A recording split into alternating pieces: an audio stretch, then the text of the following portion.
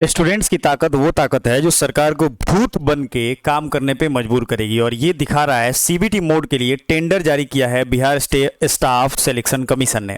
General administration department की तरफ से ये आया है। ये 29 तारीख को टेंडर निकला है। देखिए, एक आंदोलन हुआ और सभी लोगों के दिमाग ठिकाने हैं। सभी लोग कम से कम इस बात से तो अब डर रहे हैं कि भाई अब हम बचने वाले नहीं, अब गले तक हाथ पहुंच गया है।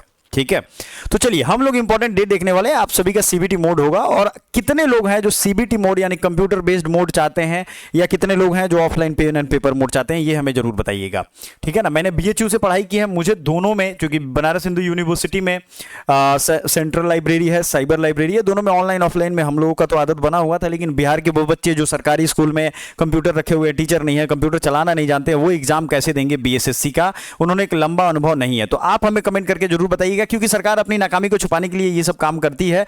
उनका इरादा अभी भी वही है कि बस फंसा के रखें, नौकरी तो देंगे तो सैलरी कहां से देंगे, क्योंकि बजट नहीं है। बहुत सारी चीजों को इन लोगों ने खराब कर दिया है। मतलब एक देखिएगा, घर में जो बड़ा बेटा है या छोटा बेटा कोई भी एक जो पूरा बर्बाद हो जाएगा तो उसको ठीक करने में कितना साल लग जाता है।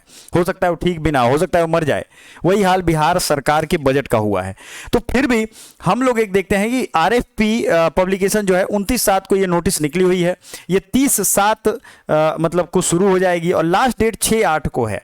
अब देखिए यहाँ प्री बिडिंग यानी जिस भी एजेंसी के पास 200 कंप्यूटर डेली एक सेंटर पे चाहिए, एक शिफ्ट में, ठीक है, ताकि 200 बच्चों का एडमिशन हो जाए। अब इसमें क्या हो रहा था, ऑफलाइन में 2-3-4 शिफ्ट में होता तो फिर बवाल होता, बच्चे बवाल काटते और फिर सरकार को परेशान होते। पेपर लीक का एक अलग समस्या है। हालांकि सीबीटी मोड में भी एग्जाम होगा तो पेपर लीक ना हो इसकी कोई संभावना नहीं, लेकिन हाँ इन लोगों का नाक तोड़ देना है अगर पेपर लीक हुआ तो।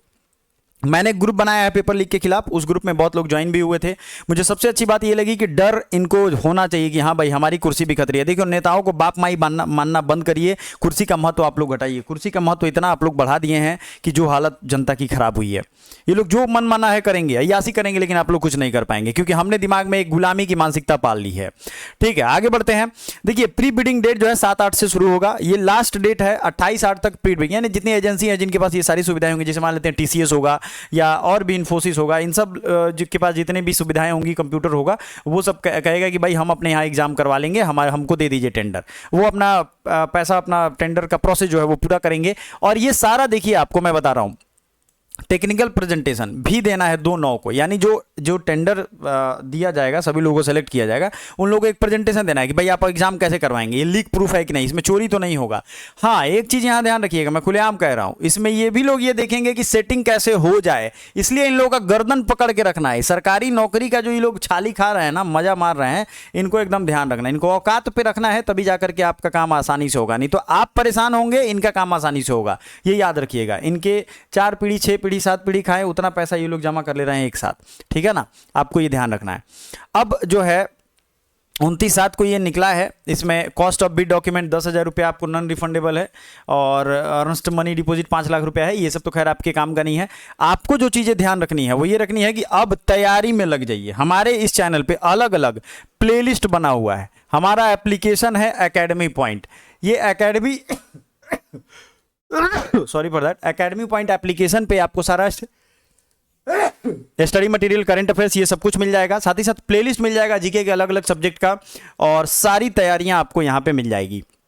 आपके काम की इतनी ही बातें हैं, आपके काम की बहुत सारी बातें नहीं है, बहुत सारा टाइम मैं आपका नहीं लूंगा। आप में से कितने लोग तैयार हैं, क्योंकि सरकार तो अब तैयार है, उनको डर हुआ है तो अपनी तैयारी पे वो ध्यान देंगे। विवाद से बचना है, बिहार स्टूडेंट को स्ट्राइक से मतलब बचाना है उनको। उनकी टेंडर नोटिस इसीलिए दी गई है कि भाई बीएसएससी पे अब सब लोग लगेंगे, क्योंकि बहुत सारे जो जेन्युइन न्यूज चैनल है, गोदी मीडिया नहीं दिखा रही है कि स्टूडेंट की क्या समस्या है, कैसे वो जी रहे हैं। कुछ ही 2-4 मीडिया वाले हैं जो दिखा रहे हैं, और हमें मीडिया बनना पड़ेगा।